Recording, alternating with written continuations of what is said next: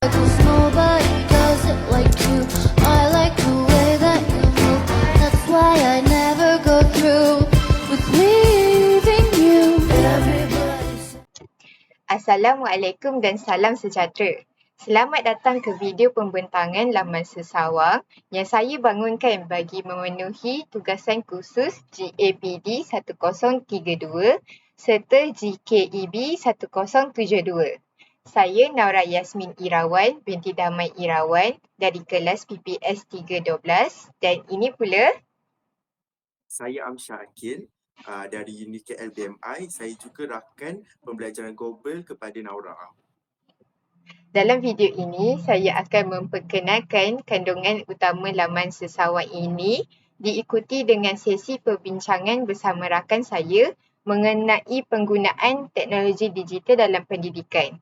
Semoga perkongsian ini memberi manfaat kepada semua. Laman sesawang ini dibangunkan sebagai pusat pembelajaran digital yang menghimpunkan pelbagai maklumat berkaitan teknologi pendidikan. Tujuan utama pembinaannya ialah untuk membantu guru, bakal guru dan pelajar memperoleh maklumat tentang penggunaan alatan digital yang sesuai dalam proses pengajaran dan pembelajaran. Selain itu, laman ini turut menyokong pembelajaran kendiri atau self-learning melalui konsep Personal Learning Environment PLE. Pengguna boleh mengakses bahan pembelajaran pada bila-bila masa dan di mana sahaja.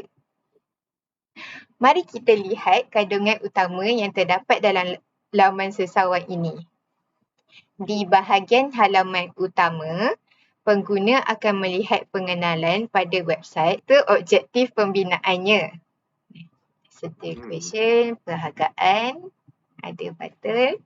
Seterusnya ialah bahagian alatan digital yang menghimpunkan pelbagai aplikasi seperti Google Classroom, Google Meet, Canva, Padlet, Kahoot, dan juga Quizizz yang boleh digunakan dalam PDP.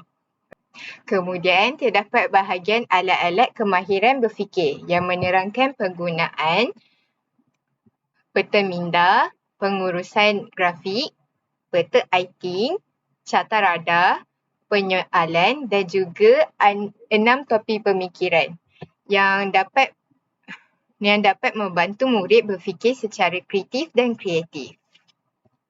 Laman ini juga menyediakan bahagian e-learning dan Open Education Resources OER yang menerangkan konsep pembelajaran digital, Personal Learning Environment, sumber pelajaran terbuka seperti OER Commons, Khan Academy dan juga Merlot, serta kepentingan penggunaan lesen Creative Commons. Selain itu, pengguna juga boleh mendapatkan nota digital, infografik, video pembelajaran, bahan multimedia dan pautan kepada aktiviti interaktif yang boleh digunakan sebagai bahan ulang kaji. Secara keseluruhannya, laman sesawang ini bukan sekadar tempat menyimpan maklumat, tetapi berfungsi sebagai sebuah platform pembelajaran digital yang menyokong pembelajaran abad ke-21. Oh, terima kasih Naura atas penerangan tadi. Jadi selepas saya melihat website ini, saya dapati kandungannya sangat lengkap. Saya ingin bertanya beberapa soalan berkaitan teknologi digital dalam pendidikan, Naura. Baik, silakan Amsyar. Jadi pada pendapat awak, apakah alatan digital yang paling sesuai digunakan dalam PDP bagi meningkatkan pelibatan pelajar? Bagi saya, tiada satu aplikasi yang paling terbaik kerana setiap aplikasi mempunyai fungsi yang berbeza. Sebagai contoh, Google Classroom sesuai untuk menguruskan tugasan. Canva pula membantu menghasilkan bahan pembelajaran yang menarik. Padlet pula menggalakkan kolaborasi, manakala WooClap, Quizizz dan Kahoot menjadikan aktiviti penilaian lebih menyeronokkan. Apabila guru memilih aplikasi mengikut objektif pembelajaran, pelibatan pelajar akan menjadi lebih aktif. Oh, kalau macam tu, bagaimana pula platform seperti Google Classroom, Padlet atau Woodclamp membantu proses pembelajaran? Platform-platform ini memudahkan komunikasi antara guru dan pelajar. Guru boleh memuat naik nota, memberikan tugasan, menjalankan kuis, mengumpul hasil kerja dan memberikan maklum balas secara terus. Pelajar pula boleh belajar secara fleksibel atau walaupun berada di lokasi yang berbeza. Oh, saya juga ada nampak terdapat bahagian OER dalam website ni. Saya terfikir, apa tu OER sebenarnya?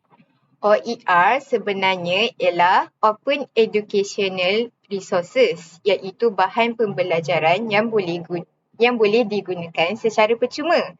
Sebagai contoh ialah Khan Academy, OER Commons dan MERLIT. Melalui OER, pengguna boleh mengakses video, nota, modul dan latihan tanpa perlu membayar. Oh, jadi awak pernah menggunakan OER ke? Ya, saya selalu menggunakan Khan Academy untuk memahami topik tertentu kerana penerangannya mudah difahami. Selain itu, saya juga menggunakan YouTube Education dan beberapa laman pembelajaran terbuka untuk mencari idea serta bahan tambahan. Jadi pada pendapat awak, apakah kelebihan OER kepada pelajar? OER memberikan peluang kepada semua orang untuk mendapatkan pendidikan berkualiti tanpa kos. Pelajar juga boleh belajar mengikut kadar sendiri, iaitu dengan mengulang video berkali-kali, meneroka pelbagai sumber daripada seluruh dunia. Oh, jadi mengapa website menyediakan video pembelajaran dan kuis? Setiap pelajar mempunyai gaya pembelajaran yang berbeza. Ada yang mudah memahami melalui video, ada yang lebih suka membaca nota dan dan ada juga yang belajar melalui latihan. Dengan menyediakan pelbagai bentuk bahan, proses pembelajaran menjadi lebih menarik dan berkesan. Tapi awak tahu kan sekarang AI semakin berkembang. Apakah peranan AI dalam pembelajaran? AI banyak membantu pelajar menghasilkan idea, membuatkan ringkasan, menerangkan konsep yang sukar dan menyemak bahasa. Namun AI perlu digunakan secara beretika. Pelajar masih perlu menyemak kesahihan maklumat dan tidak boleh menyerahkan tugasan yang dijana oleh AI tanpa usaha diri sendiri. Oh, apa cabaran utama penggunaan teknologi digital ni? Antara cabaran utamanya ialah capaian internet tidak stabil, kurang peranti, kemahiran digital yang berbeza dan gangguan semasa pembelajaran dalam talian. Kalau begitu, bagaimana pula masalah tersebut boleh diatasi? Masalah tersebut boleh diatasi dengan guru boleh menyediakan bahan yang boleh dimuat turun lebih awal dengan menggunakan aplikasi yang ringan serta menyediakan nota dalam format PDF. Pelajar pula boleh meningkatkan kemahiran digital melalui latihan, kursus dalam talian dan penerokaan kendiri. Saya juga melihat penerangan mengenai Creative Commons. Mengapa perkara ni penting? Creative Commons penting kerana dia membolehkan bahan dikongsi secara sah mengikut syarat lesen yang ditetapkan. Sebagai pengguna digital, kita perlu menghormati hak cipta dengan memberikan kredit kepada pencipta asal dan mengelakkan plagiat. Ini merupakan sebahagian daripada etika digital yang perlu diamalkan oleh semua.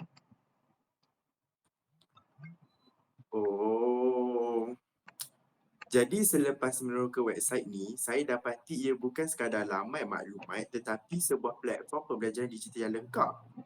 Di dalamnya terdapat alatan digital, kemahiran berfikir, sumber pembelajaran terbuka, multimedia nota dan pelbagai bahan yang boleh dimanfaatkan oleh guru serta pelajar. Terima kasih atas perkongsian awak, Amsyah. Saya berharap laman sesawan ini dapat membantu pengguna meningkatkan literasi digital dengan meneroka pelbagai alatan pembelajaran serta menggalakkan pembelajaran sepanjang hayat. Sekiranya awak berminat untuk mengetahui lebih lanjut, bolehlah layari laman sesawan ini dan mencuba sendiri semua bahan serta pautan yang disediakan. Terima kasih kerana menonton. Jangan lupa tekan butang like, share dan subscribe. Jumpa lagi dalam video akan datang. Assalamualaikum dan salam sejahtera. Bye-bye.